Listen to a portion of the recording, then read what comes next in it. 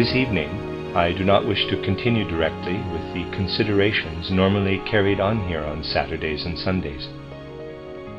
Instead, in order that the friends of our cause who have gathered here can take along as much as possible of what is more or less closely connected with the studies undertaken during this week, we shall venture into still more intimate considerations intended to relate to the questions already touched upon.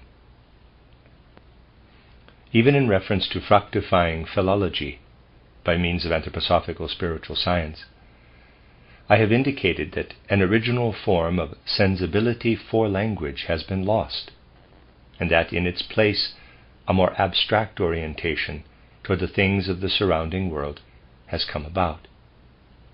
I have pointed out that a significant developmental force in human history is represented in the fact that through Aristotle, in the 4th century before Christ, there emerged what subsequently was called logic.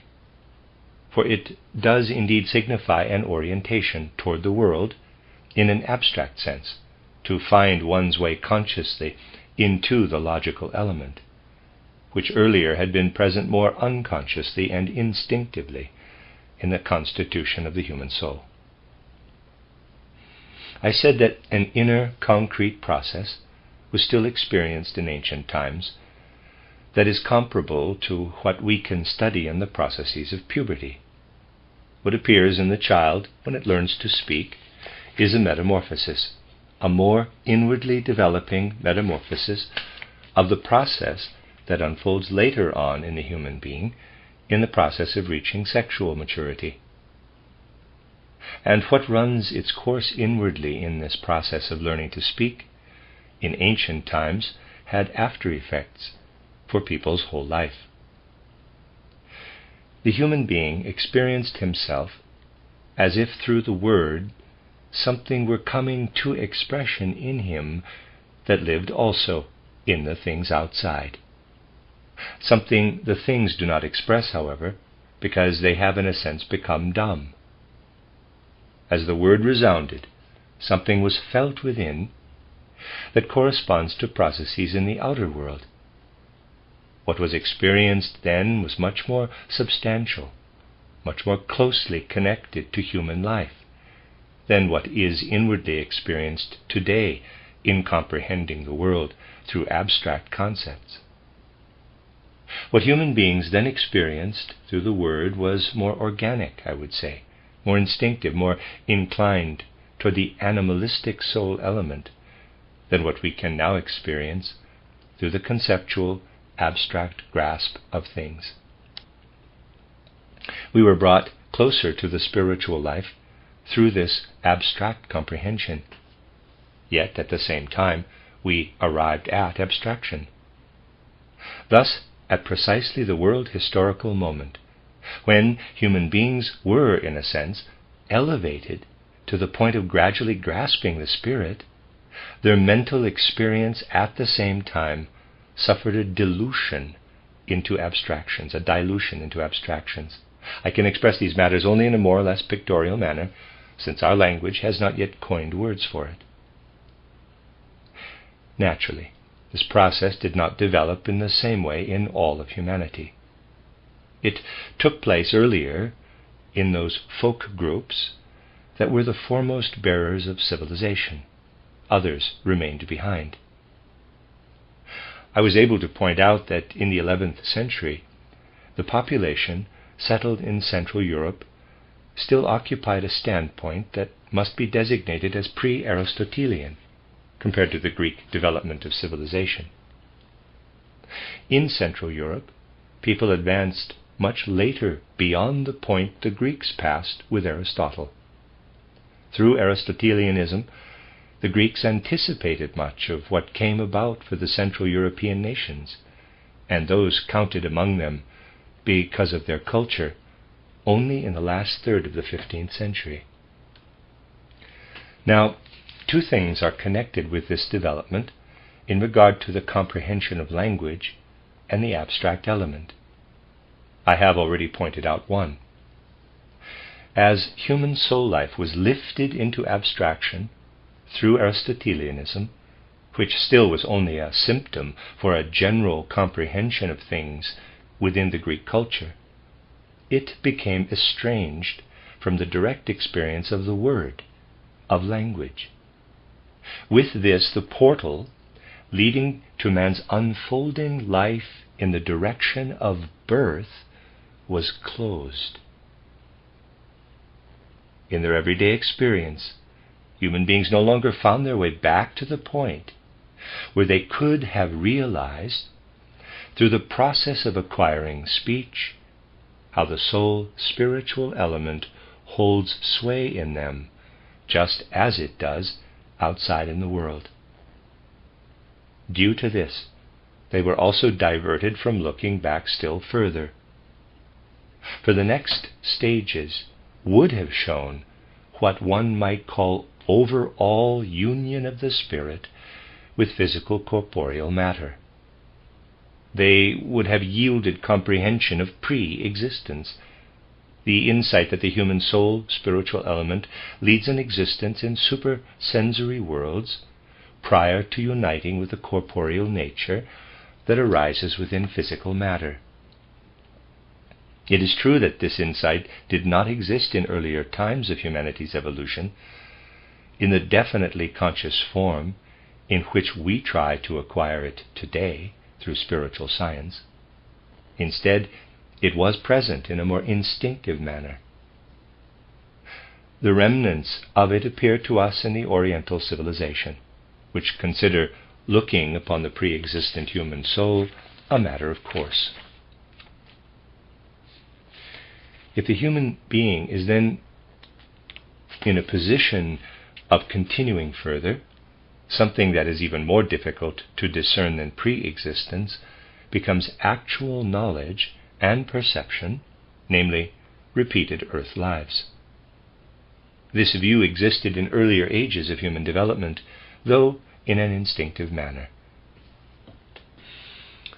It survived in a more poetic, imaginative form in the civilizations of the Orient, when the former had already fallen into decadence, albeit a most significant, even beautiful decadence.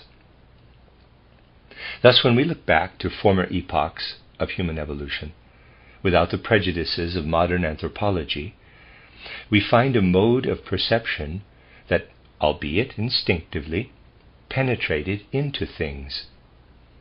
Inasmuch as human beings still understood the processes of acquiring speech, they also grasped something of the soul activity within outer nature. And inasmuch as they understood the incorporation of the soul spiritual into the physical, corporeal element, they understood something of the spirit vibrating and weaving through the world.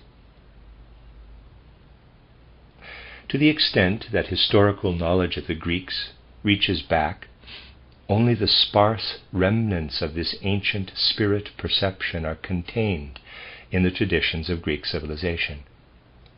If we go back beyond Aristotle and Plato to the Ionic philosophers, to around the turn of the 5th and 6th centuries BC in Greek development of thought, we find a philosophy, for example in the work of Anaxagoras, that cannot be comprehended on the basis of today's assumptions.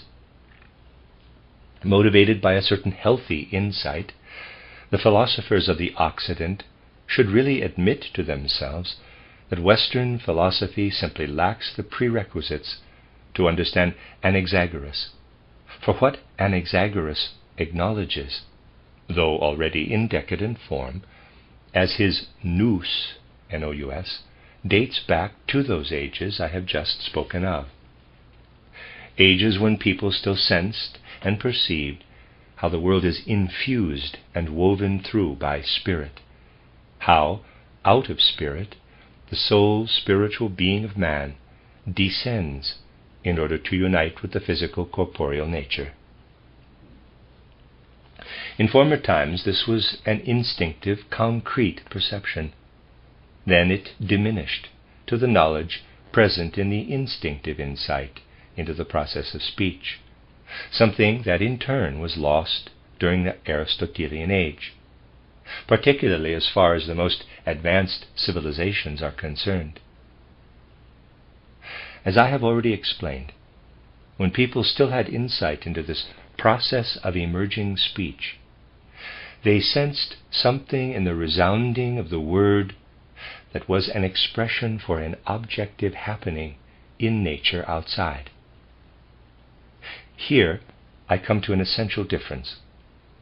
What was conceived as the universal soul by those who can be called, quote, knowledgeable about speech, close quote, in the ancient sense, was predominantly thought of as filling space, and human beings experienced themselves as having been formed out of this spirit-soul element filling out space. Yet this was something different from what we discover when we go back further beyond the nous of Anaxagoras. Then we arrive at something leading into the pre-existence of human beings. It is something that does not merely deal with the fact that the human soul weaves and exists in the present within the universal spirit and soul. Instead, we find here that this human soul dwells with the universal spirit and soul in time. We must be familiar with these matters through an inner comprehension if we wish to gain truly historical insight into a most significant process in the development of civilization in Western Asia and Europe. Nowadays, people really have no relevant conception of the state of mind of humanity living in the age when Christendom was established. Certainly, if you consider the general human soul condition of today in its particular configuration, you have to picture the great majority of those people of Western Asia and Europe as having been uneducated in comparison to the education of our modern age we are so proud of. Yet in those times, there were individuals who towered above the great mass of uneducated humanity. I might say the successors of the ancient initiates stood out because of significant knowledge. Knowledge that indeed did not dwell in the soul the same way as does our knowledge, which is permeated everywhere by abstract concepts and has therefore attained to full consciousness. Something instinctive existed even in the highest knowledge of that period. Yet at the same time, something forceful was inherent in this instinctive knowledge, something that still penetrated into the depths of things. It is strange that many representatives of present-day traditional confessions have a curious fear of the possibility that somebody might discover that such penetrating knowledge did exist in past times.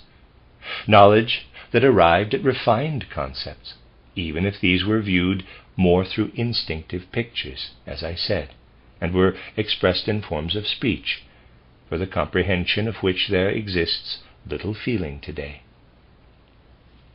Our Anthroposophy is not intended as a renewal of what is called gnosis, but it is the path that allows us to look into the nature of this gnosis. In regard to its sources, our Anthroposophy has nothing in common with the ancient Indian philosophies. It can, nevertheless, penetrate into the compelling, magnificent aspects, the outpouring from all things of the Vedanta, Sankhya, or Yoga philosophies, because it once again attains in a conscious manner to those regions of the world that were then reached instinctively. Likewise, our Anthroposophy can penetrate into the essence of the gnosis. We know that this gnosis was eradicated by certain sects of the first Christian centuries to the point where very little Gnostic knowledge is still available historically. The gnosis has actually become known to modern humanity only through the documents of those who tried to disprove it. They included quotes from the recorded texts in their written refutations, whereas the original Gnostic texts themselves were lost. Thus the gnosis has really been handed down to posterity only through the documents of its enemies, who naturally quoted only what they deemed suitable in conformity with their cleverness. Just study the quotation skills of our opponents, and you will gain an idea of how far one can penetrate into the nature of such a subject. When one has to depend on the documents of the opponents, insight into the gnosis has in most cases been dependent on the texts of its opponents. Outwardly and historically, it depends on them even today. Just imagine. It would certainly be in accordance with the wishes of somebody like Mr. von Kleich if all anthroposophical texts should be burned up, surely he would like that best, and that Anthroposophy would be handed down to posterity only through his own proclamations. We only have to picture things by means of something that can truly call attention to them.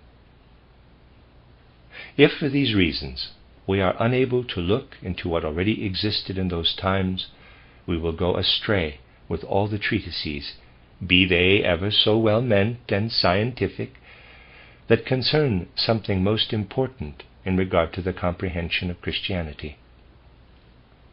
One point where almost everything remains yet to be done, because everything done so far by no means leads to what could be designated by an honest striving for knowledge as true insight, is the logos concept we encounter at the beginning of the Gospel of John.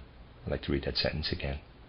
One point where almost everything remains yet to be done, because everything done so far by no means leads to what could be designated by an honest striving for knowledge as true insight, is the logos concept we encounter at the beginning of the Gospel of John. This logos concept cannot be comprehended if the sole spiritual development of human beings, belonging to the most advanced civilization of that age, is not inwardly understood. This is the case particularly if there is no comprehension of the sole spiritual development that ran its course in Greek culture and shone across into Asia, casting its shadows into what confronts us in the Gospel of John. We must not approach this logos concept merely by means of a dictionary or a superficial philological method. It can be approached only if we inwardly study the sole spiritual development in question here. Approximately from the 4th pre-Christian century until the 4th century A.D., no satisfactory history has yet been written about what then took place inwardly in the most advanced part of humanity and its representatives of wisdom. For this is related to the vanishing of any understanding for the process of learning to speak. The other matter, the comprehension of pre-existence, was preserved in traditions until the time of Origen. Yet it was lost to inward understanding much earlier than the comprehension of the process of speech, of the resounding of the word in man's inner being. If we focus on the sole spiritual condition of the representatives of wisdom in Asia Minor and Europe, we discover that a transition took place. What had existed as a uniform process in perception, namely the resounding of the word, and in it the being of the world, became differentiated into an orientation toward abstract concepts, ideas, and a feeling, a dull sensation, of what was pushed down more into subconsciousness, the word as such. And what resulted from this? A certain fact came about in regard to the human soul life because of it. The word content and the ideal, conceptual content of consciousness were experienced in an undifferentiated manner by human beings in ancient times. Now, the conceptual content became separated.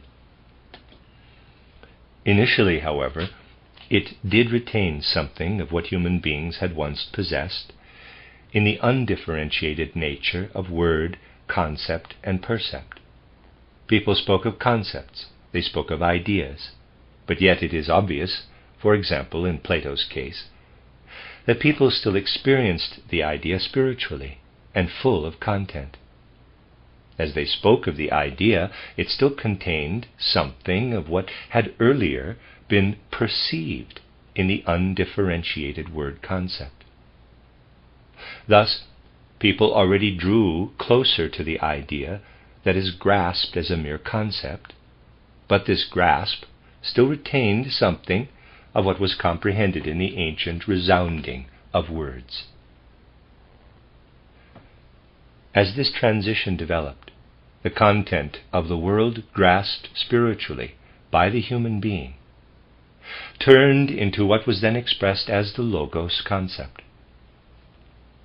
The logos concept is understood only when it is known that it contains this transition to the idea, but without any remnant of the ancient word concept in grasping this idea. As people spoke of the logos as the world creative element, they were not clearly, but only dimly aware that this world creative spirit element has something in its content that was grasped in earlier times through the perception of the word. We must take into consideration this quite special nuance of the soul's experience of the outer world in the logos. There existed a very special nuance of soul perception, the logos perception. Aristotle then worked his way out of it, found his way closer to abstraction, and attained from it subjective logic. In Plato, on the other hand, we find the idea as the world creative principle. In Plato, it is still pervaded by concrete spirituality, because it still contains the remnants of the ancient word concept, being basically the logos, though in diminished form. Thus, we can picture that what came with Christ into the man Jesus was to be designated as the world creative principle out of the views of that age. People had a concept for that, the concept that was indeed retained in the logos concept. The logos concept existed. With it, people tried to grasp what had been given to the world in the story of Christ Jesus. The concept, which had developed out of ancient times and had assumed a special form, was utilized to express the starting point of Christianity. Thus the most sublime wisdom was used to see through this mystery. We must be able to place ourselves completely into that age, not in the sense of an external conception, but in inwardly grasping the way people viewed the world at that time. There is a great break between Plato and Aristotle. On the other hand, the whole style of the Gospel of John is composed in such a way that we see it came about based on a living comprehension of the world creative principle. And at the same time, because the one who wrote down the Gospel of John was familiar with the logos concept that had already been lost. All translation of the Gospel of John is impossible if one cannot penetrate into the origin of the logos concept. This logos concept did indeed dwell in all vitality among the wise representatives of the most civilized part of the world between the 4th century BC and the 4th century AD. When Christianity became a state religion, something from which the later Catholic Church was developed, the era was reached when, in a sense, even the last nuance of the ancient word, in quotes, of the old word concept was lost from this idea. Fundamentally, Aristotle did nothing but separate subjective logic from the logos and develop the theory of this subjective logic. Yet at the same time, the dominant condition of soul and spirit of mankind paid little heed to what Aristotle had established as subjective logic. On the contrary, Aristotelianism was forgotten, only entering again into the later age by way of the Arabs. It did exist, but aside from being present in this roundabout way through tradition, people still clearly felt that one was dealing on the one hand with subjective logic, on the other with the perception of a world creative principle in the Logos. In this concept, something was still contained of what one had grasped in the ancient conception of the resounding of the word in man's inner being as the counter-image of the word become silent, namely as the Logos creating nature in this becoming silent. Then in the 4th century AD, this nuance was lost from the Logos concept. It can no longer be discovered. It vanished. It is retained at most in a few secluded thinkers and mystical seekers.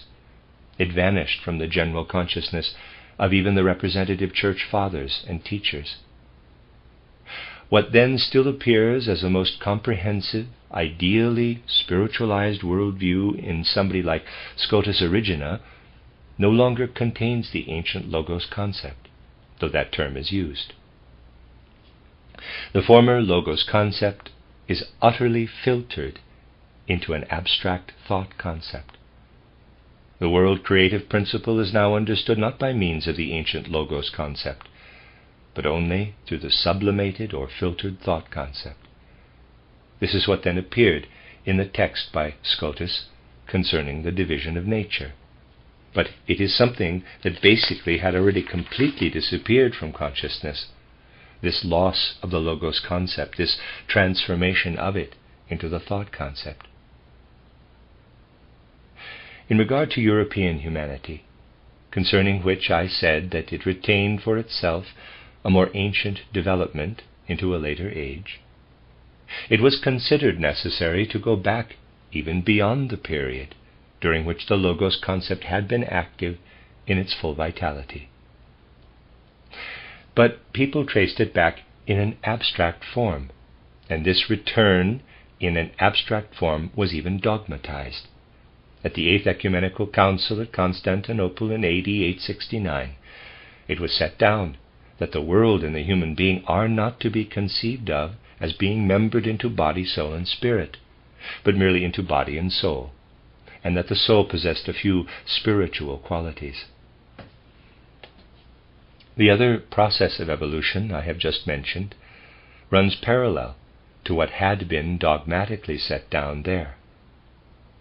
For a person who studies the development of Occidental civilization from the first Christian centuries, where much was still pervaded by Gnostic elements, up to the 4th and 5th centuries of our Christian era, it is an extraordinarily interesting fact to experience this diminishing of the Logos concept.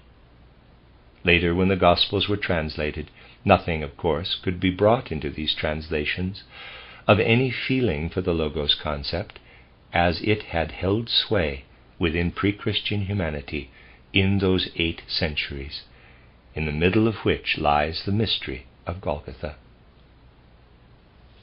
This peculiarity of the period from which Christendom emerged must be studied also by means of such intimate aspects. Nowadays people prefer to solve even the most difficult problems by means of the threadbare concepts that are easily acquired. Historical problems, such as I have just mentioned, however, allow a solution only if we seek the preparation for the solution in the acquisition of certain nuances of the human soul life. If we are willing to proceed from the honest assumption that in the present cultural age we simply do not possess in our soul life the nuance that leads to the Logos concept as it is meant in the Gospel of John. This is why we should not try to comprehend the Gospel of John with the vocabulary and conceptions of the present. If we attempt to understand the Gospel of John with present-day concepts, superficiality will dictate to us from the very outset. This is something that must be discerned with an alert eye of soul, and this must be done in regard to history in these areas, for things are in a bad way at the present in regard to this history. Only recently I have had to call to mind an extraordinarily important fact in reference to this subject. A letter written by one of the most recognized theologians was brought to my attention. It was not addressed to me. This esteemed theologian of the present expressed himself on anthroposophists, Irvingites, and similar rabble. He confused everything. In his exposition, one point in particular stands out strangely. He says of himself that he has no sense for the sort of view that points to the supersensible, such as anthroposophy tries to do. He has to limit himself to what is given in human experience. This is a theologian whose vocation is to speak on and on about the supersensible. He has become famous for having written fat historical volumes about the life of the supersensible in human evolution. He is an authority for countless people of stature at present. Such a modern theologian admits that he has no sense for the supersensible, but instead wishes to stick to, quote, human experience, close quote. Yet he talks about the supersensible and does not say, I wish to remain within human sensory experience, therefore I negate all theology. Oh no, in our age he becomes a famous theologian. My dear friends, it is so important for us to be alert to everything that is, in a certain sense, a determining factor today among our young people, yet at the same time proves itself to be an inner impossibility. It is necessary to grasp with inner energy how one is to proceed to sincere and honest insight. Perhaps it can be discerned particularly in problems such as the Logos problem, and a person who sees what Anthroposophy has to set forth about such a problem should realize from this that Anthroposophy is certainly not taking the easy way out. It tries to do research earnestly and honestly, and it is only because of this that it comes into conflict with a number of contemporary trends. For today people actually have either hatred or fear of such thoroughness, which must, however, be striven for and is needed in all areas of scientific life.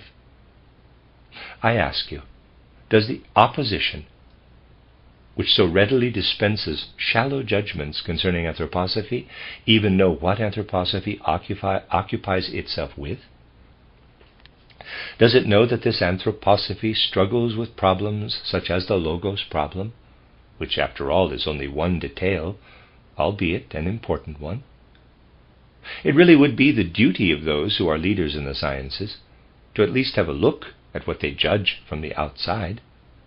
But this is the problem, that external life can be made comfortable, and this applies to many people, if one shuns the inconvenience of searching in an earnest manner.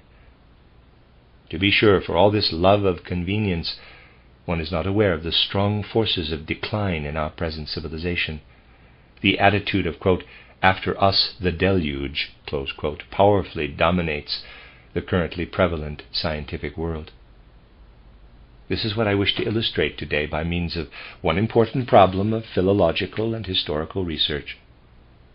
After all, it is my hope that if particularly the esteemed students will realize more and more how the conscientious attempt is made to focus especially on those problems current research ignores, the young people, above all others, will come to the realization that such paths have to be pursued.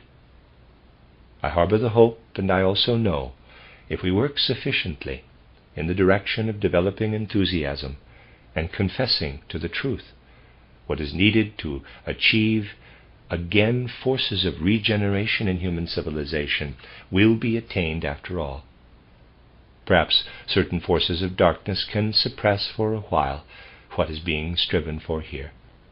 In the long run they will be unable to do so, if the reality corresponds to the will, if in fact something light-filled is contained in what Anthroposophy wills. Indeed, truth has means that only truth can discover, and that are undiscoverable for the powers of darkness. Let us unite, old and young and old, in order to attain a clear view for discovering such paths to truth.